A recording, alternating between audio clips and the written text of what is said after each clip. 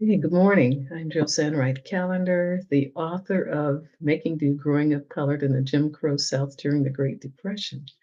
And this is going to be a very short, it's sort of like a beta test.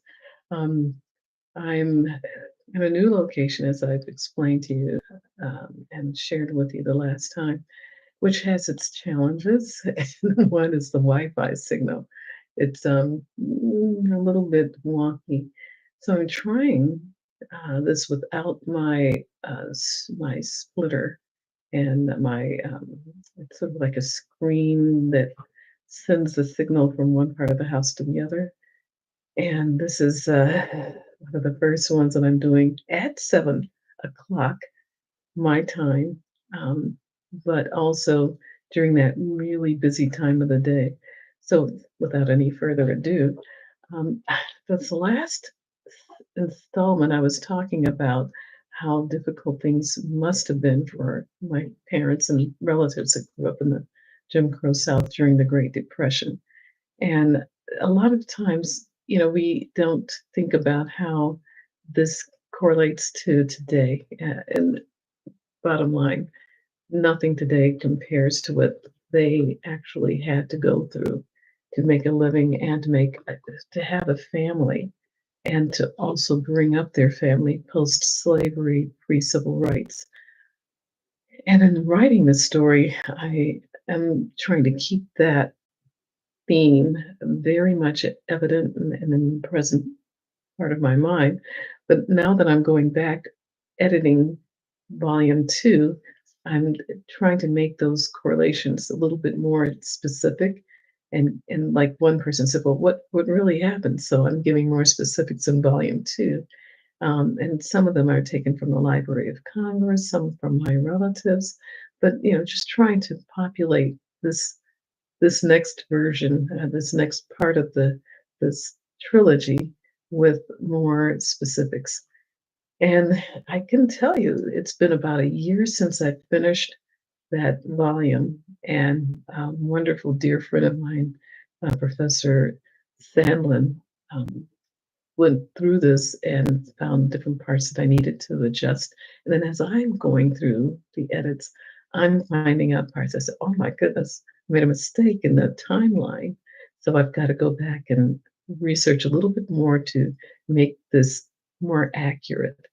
So these are some of the challenges that I'm facing now, but it's a wonderful, wonderful challenge. I was speaking to one friend who said, I just hate editing. That, it's the one part of writing that I really despise. And I said, I used to feel that way too. But over the years, since like maybe 10, 15 years, I found out that that's actually where the story starts to unfold.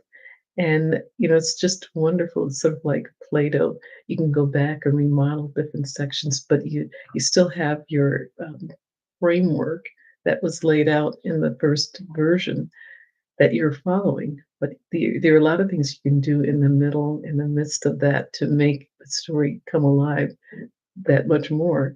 So, um, no spoilers, but I'm just saying that I'm having a lot of fun with this, and I have like the freedom of time to make this work.